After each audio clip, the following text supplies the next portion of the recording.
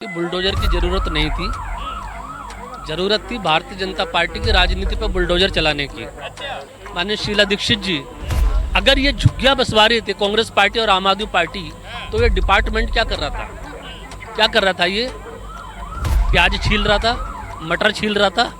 आज बुलडोजर निकाल के अगर आप कहते हो ये अवैध हैं, तो ये अवैध झुग्गियों में वैध वोटर चुनाव आयोग ने कैसे बना दिए? वोटर लिस्ट में बिजली के कनेक्शन वहाँ लग गए, पानी के कनेक्शन वहाँ लग गए। कौन डालता है वहाँ पे? सरकार डालती है। सरकार किसकी थी? विपक्ष में तो आप भी बैठे थे। 7 विधियाँ अवैध हैं, इनको हम तोड़ेंगे, बुलडोजर चलाएंगे। तो उनके पुनर्वास की व्यवस्था भी तो आपको करनी पड़ेगी ना। तो लोग कौन है? भ्रष्टाचार का पैसा जब तक मिलता रहा तुम्हें हर झुग्गी से, तब तक तो वो वैध वोटर थे। अब तुम्हें लगा तो सरकार बन गई है।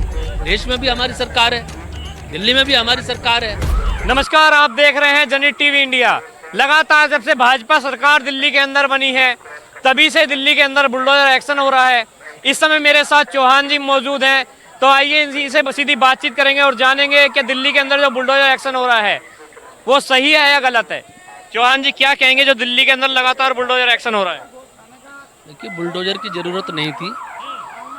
जरूरत थी भारतीय जनता पार्टी की राजनीति पर बुलडोजर चलाने की। पहले भारतीय जनता पार्टी ने बिजली के खंभों पे बोर्ड लगा के प्रधानमंत्री जी के कि जहाँ झुग्गी वहाँ मकान, वोट ले लिया, उनकी भावनाओं से खेल गए। और अब जिस सरकार का काम होना चाहिए था कि गरीबों को घर दिए जाएं, तो घर तो आप दे नहीं पा रहे हो। सरकार का काम होता है छत देना, घरों की छत देना गरीब लोगों को, लेकिन आप गरीब लोगों की छतों को बुलडोजर से तोड़ रहे हो। ये बड़े दुर्भाग्य की बात है। लगातार बीजेपी कह रही है अरविंद केजरीवाल ने अवैध तरीके से झुग्गियां बनवाई, सरकारी जमीन पे डीडीए की, बिजली विभाग की, तमाम ऐसी सरकारी जगहों पे बनवा दी झुग्गी झोपड़ी। अब उसका खामियाजा हमें भुगतना पड़ रहा है, और जो दिल्ली के आम नागरिक हैं, जो दिल्ली के रहने वाले हैं, उनको उसका खामियाजा भुगतना पड़ रहा है। जिस समय अरविंद केजरीवाल या हमारी दिवंगत मुख्यमंत्री कांग्रेस पार्टी की माननीय शीला दीक्षित जी, अगर ये झुग्गियां बसवा रही थी कांग्रेस पार्टी और आम आदमी पार्टी, तो ये डिपार्टमेंट क्या कर रहा था? क्या कर रहा था? ये प्याज छील रहा था, मटर छील रहा था। आज बुलडोजर निकाल के अगर आप कहते हो ये अवैध हैं, तो ये अवैध झुग्गियों में वैध वोटर चुनाव आयोग ने कैसे बना दिए? वोटर लिस्ट में कैसे नाम डाले? वहाँ पर लाइसेंस कैसे बन गए? बच्चे ने उस झुग्गी में अगर जन्म लिया है, तो उसका जन्म प्रमाण पत्र नगर निगम ने क्यों बनाया दिल्ली के अंदर? ये भी तो एमसीडी का ही काम है। झुग्गी के अंदर अगर किसी की मृत्यु हुई है, तो उसका मृत्यु प्रमाण पत्र सरकार ने क्यों बना के? आईडी तो किराए के मकान में भी बन जाती है। बात वोटर आईडी की, मैं तो बहुत सारे प्रमाण पत्र बता रहा हूँ आपको। जब चुनाव आयोग कहता है कि ये झुग्गी का पता है, यहाँ पे वोट है, वो नहीं कहता ये अवैध वोट है या वैध वोट है। वेरिफिकेशन करना किसका काम है? चुनाव आयोग का। चुनाव आयोग ने सारा कुछ देख लिया, चुनाव आयोग ने अपना काम किया। वहाँ पर बिजली के कनेक्शन वहाँ लग गए, पानी के कनेक्शन वहाँ लग गए। कौन डालता है वहाँ पे? सरकार डालती है। सरकार किसकी थी? विपक्ष में तो आप भी बैठे थे। 7 विधायक तो आपके भी थे, 8 विधायक तो आपके भी थे। एक बार आपने दिल्ली विधानसभा में इस मुद्दे को उठाया कि साहब ये वैध झुग्गियां हैं, अवैध झुग्गियां हैं, यहाँ पे इनके अंदर वोट नहीं बनने चाहिए, पानी के बिल, बिजली के बिल नहीं देने चाहिए। तो ये भारतीय जनता पार्टी गरीबों की दुश्मन है एक तरह से, और गरीब लोगों को उजाड़ने में लगी हुई है। आप बताइए मुझे। ये कह रहे हैं लगातार जो है अरविंद केजरीवाल ने रोहिंग्याओं को बसाया, फर्जी वोटर आईडी बनवा दी, फर्जी डॉक्यूमेंट्स बनवा दिए। तो अरविंद केजरीवाल कौन सी बस में बिठा के लाए थे इनको?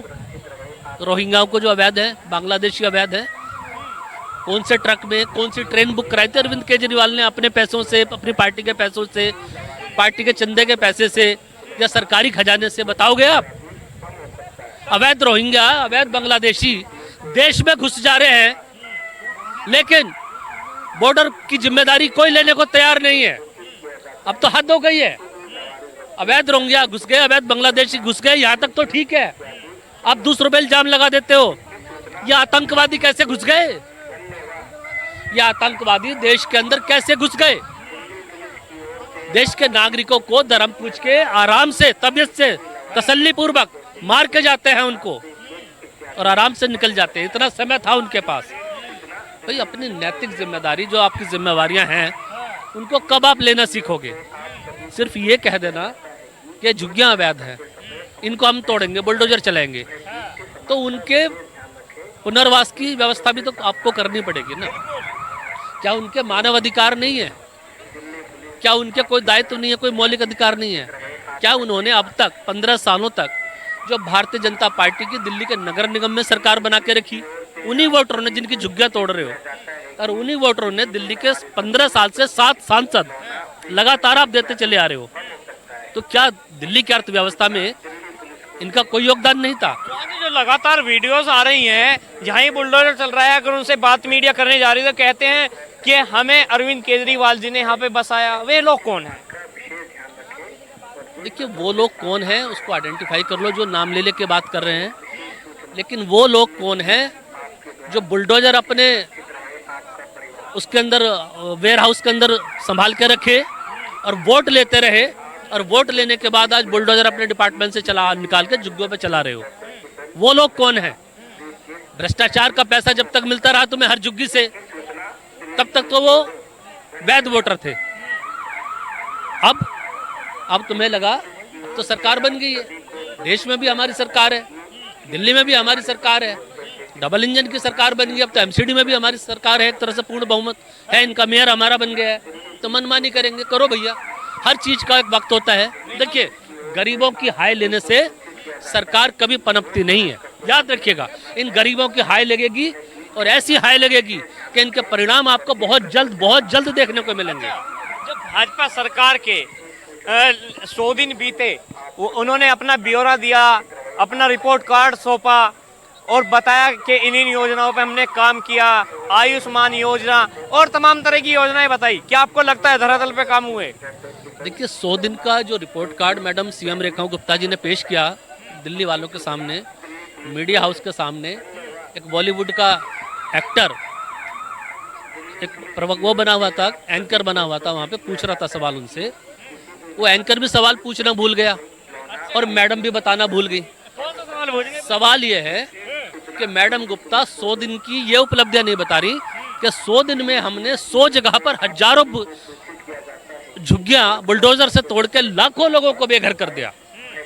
ये भारतीय जनता पार्टी की दिल्ली सरकार की सबसे बड़ी 100 दिन की उपलब्धि है। इसको उपलब्धि में शामिल नहीं कर रहे हैं वो लोग।